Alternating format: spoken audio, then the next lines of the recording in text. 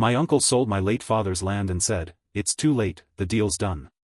I thought he won until the lawyer handed me a paper that made him instantly regret everything. I still remember the way my uncle smirked when he told me, "It's too late, the deal's done."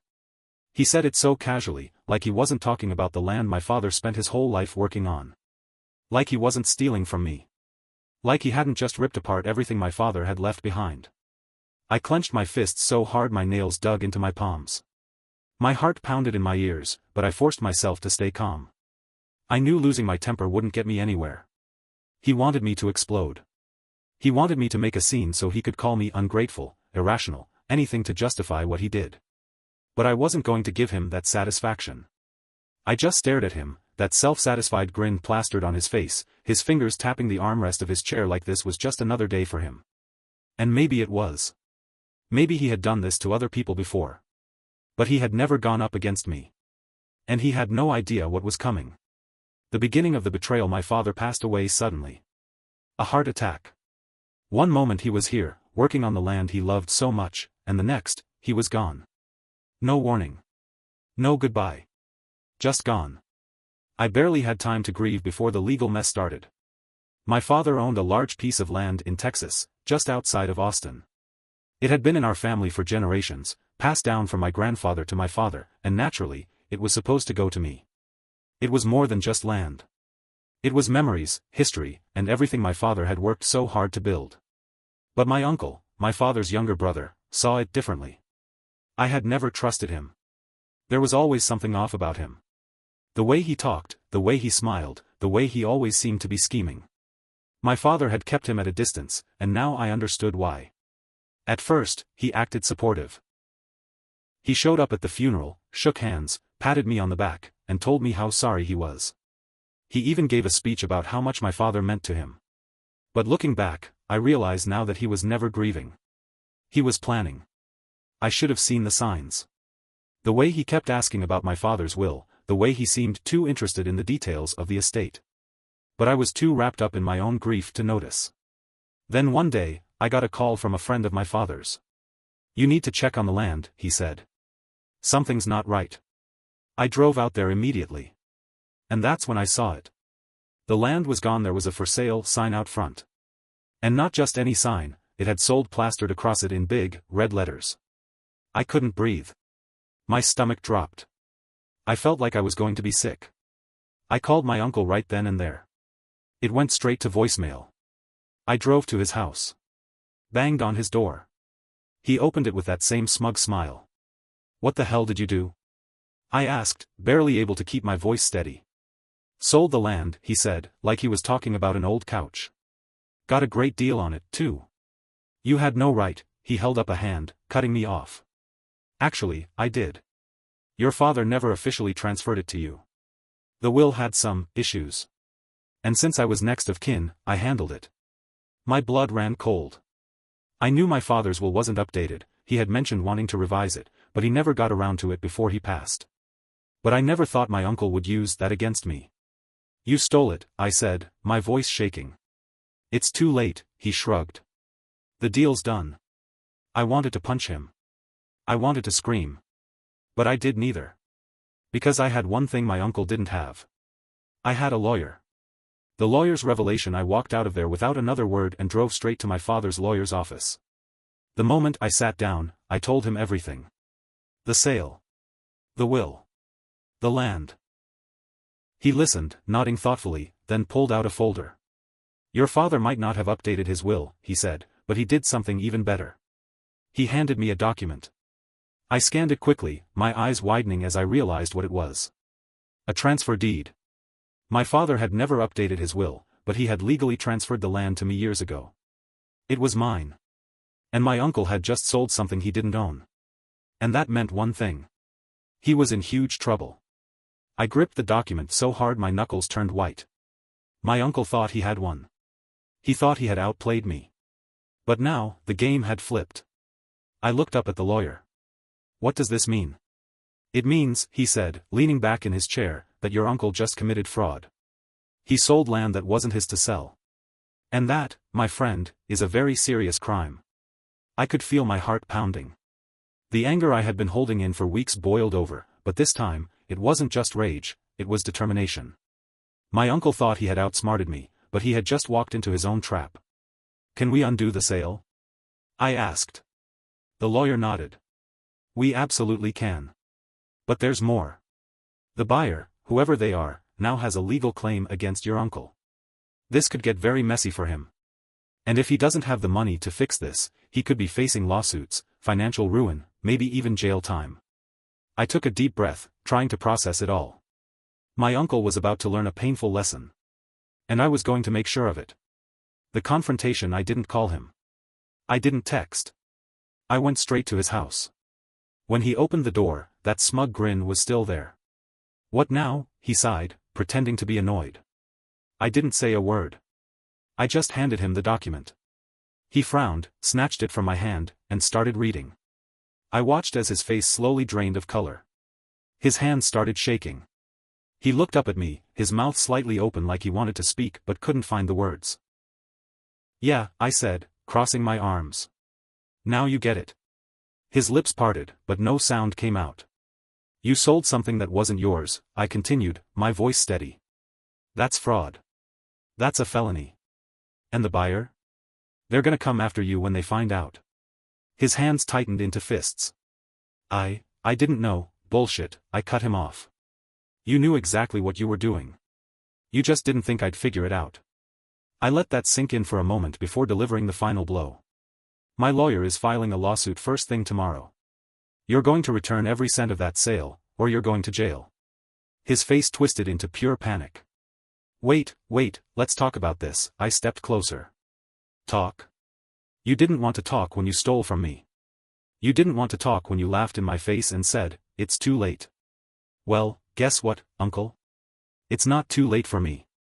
His hands were shaking now. I don't have the money," he stammered. I shrugged. Not my problem. But oh, it was about to get so much worse for him. The buyer steps in the next day. My lawyer sent a formal notice to the buyer, someone I hadn't even met yet. It turned out to be a real estate investor who had planned to build a small shopping center on the land. When they found out my uncle had sold them stolen property, they were furious. The investor's lawyer wasted no time. They demanded my uncle return the money immediately, or they'd sue him for everything he had. My uncle called me, his voice shaking. "You don't understand. I already spent a lot of that money." I laughed. "Then you better figure something out. Maybe sell your house. Sell your car. I don't care." He begged. He pleaded. The IRS gets involved. It turns out my uncle really didn't know what he was doing when he sold the land. Not only had he committed fraud, but my lawyer also found something even worse: he hadn't reported the sale correctly to the IRS. And that was a whole new level of trouble. One call to the IRS, and suddenly, my uncle wasn't just dealing with me and the investor, he had the government breathing down his neck. They started digging into his finances, and let's just say, they found more than one problem. Turns out, my uncle had been avoiding taxes for years. And now? He was on their radar. And IRS trouble? That doesn't just go away. I thought it was over. I had my land back. My uncle was drowning in lawsuits, tax debt, and regret. I figured I'd never hear from him again.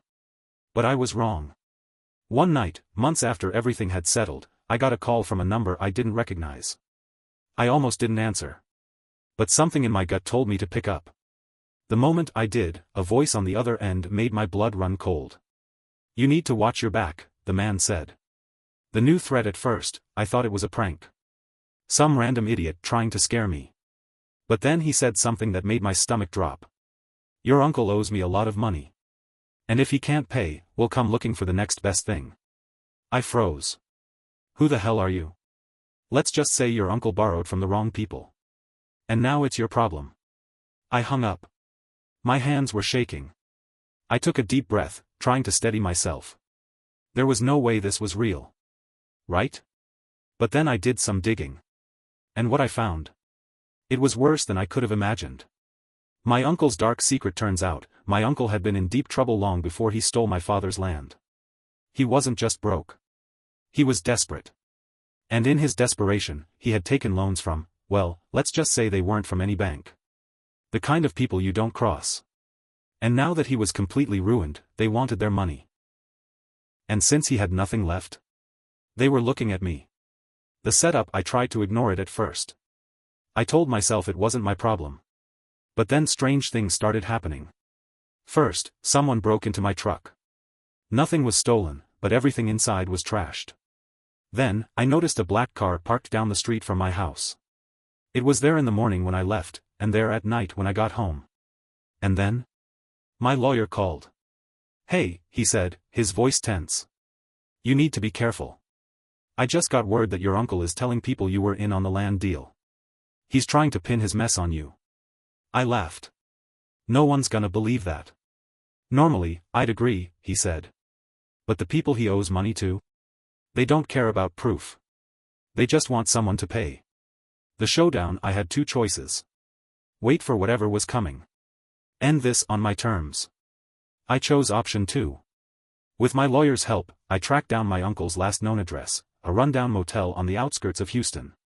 I wasn't going alone. I had a friend, a former Marine, come with me. Just in case. We knocked on the door. No answer. We knocked again. Then we heard it. A shuffle. Someone moving inside. I stepped back as the door cracked open. And there he was, my uncle. Or at least, what was left of him. He looked terrible. Sunken eyes, shaking hands, a paranoid look in his eyes like he hadn't slept in weeks. "What the hell do you want?" he croaked. "I didn't waste time. You set me up. You told them I had something to do with your scam." He blinked. Swallowed hard. I had to," he stammered. "They were gonna kill me." My friend stepped forward, his voice calm but firm. "That's not our problem." My uncle's eyes darted around like he was looking for an escape. "You don't get it," he whispered. "They're watching. Right now." I felt my skin crawl. "Fix this," I said. "Tell them the truth. Or I swear to God, I will personally make sure you go to prison for the rest of your life." He opened his mouth, closed it, then nodded. Okay. I'll fix it." I turned to leave, but before I stepped out the door, I gave him one last warning. "If anything happens to me, even one thing goes wrong, I'll make sure the police find you before they do." He knew exactly what I meant. I could have left it alone. My uncle was ruined, broke, and on the run. He had lost his home, his money, and any last shred of dignity. That should have been enough. But it wasn't. Because after everything he did, stealing from me, lying, setting me up to take the fall, I knew one thing for sure. If he ever got back on his feet, he would do it again. He was like a cockroach.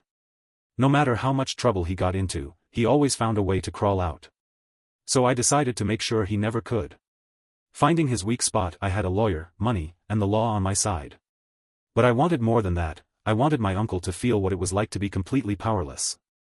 I started digging. If he had one weakness, it was greed. He had spent his whole life lying and scheming to get ahead. And just because he was hiding out in Florida didn't mean he had changed. I had a friend who worked in private investigations. He did some digging and found out that my uncle was using a fake name. He had managed to get a small job at a used car lot, working under the table, and, big surprise, he was already up to his old tricks, scamming customers with fake fees and shady deals. It was perfect.